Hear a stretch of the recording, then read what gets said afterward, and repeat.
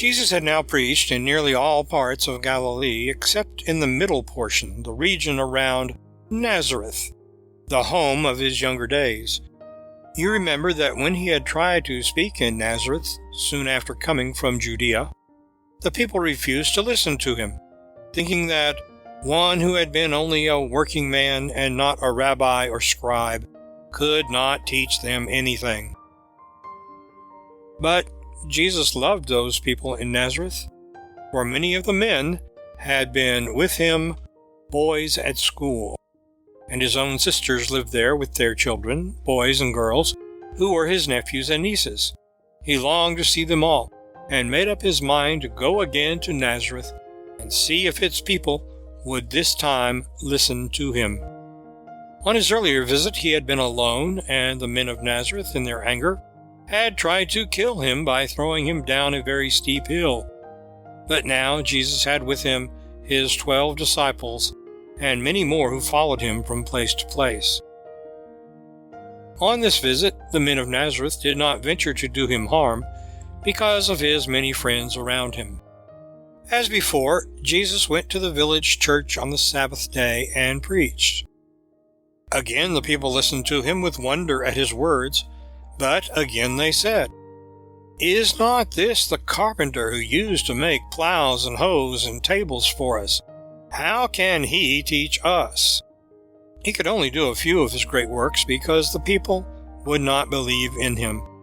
He did indeed lay his hands upon a few that were sick, and made them well, but he could only wonder at the hardness of heart in those among whom he had lived so many years.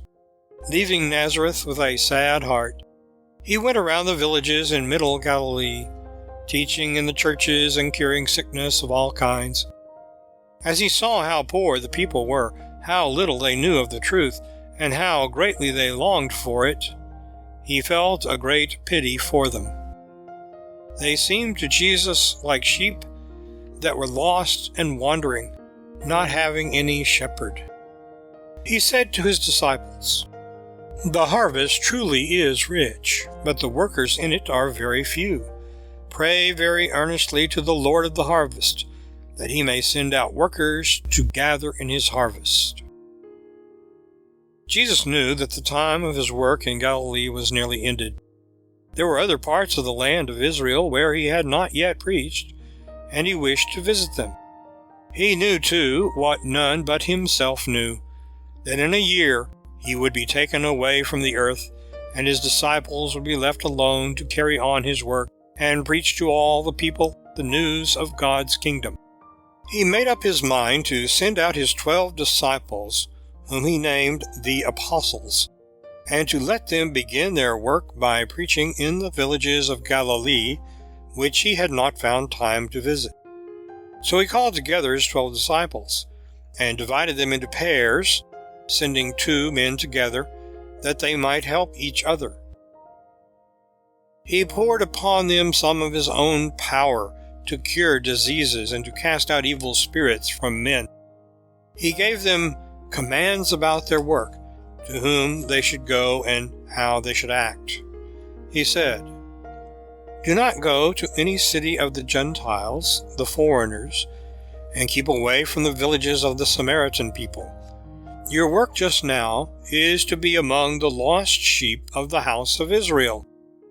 Go to the Jews throughout the land and tell them that the kingdom of God has come, and that they may enter it. Cure the sick, raise the dead to life, cleanse the lepers, cast out the evil spirits from men. Give freely without being paid, for you have received the gift of God freely.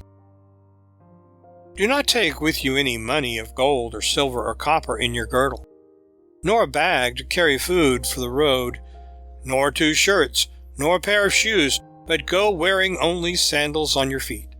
For God's workman deserves his food, and it will be given to him.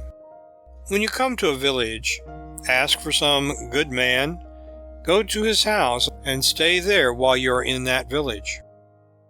Do not go visiting from one house to another. When you come to a house, say, 'Peace be to this house.' If the people dwelling in that house are worthy of your peace, then peace shall be given to them. If they are not worthy, your peace shall come back to you. And if in any place the people will not hear you, nor give you welcome, then as you go out of that house or that city, take off your sandals and shake the dust of that place from them as a sign. I say to you in truth, that in the day of judgment it shall be worse for the cities that have refused you than for Sodom and Gomorrah, the cities upon which God rained down fire. You are sent forth like sheep among wolves, so be wise like serpents, yet harmless like doves. But you must watch against evil men, for they will seize you and hand you over to courts to be judged. You will be beaten in their courtrooms. You will be brought before governors and kings, because you are my followers. Now, when they bring you up for trial, do not be anxious about what you shall speak, or how you shall say it, for what to speak shall be given you when you need it. For it is not you that speak, but the Spirit of your Father in heaven that speaks in you.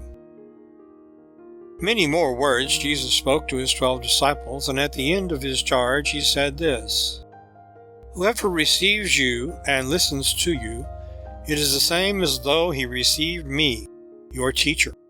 And whoever receives me, receives my Father who sent me. He that receives a prophet because he is a prophet shall receive a prophet's reward.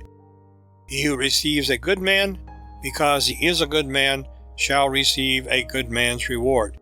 And whoever gives to one of these little ones even a cup of cold water, because he is a disciple of mine, I tell you truly, he will not lose his reward.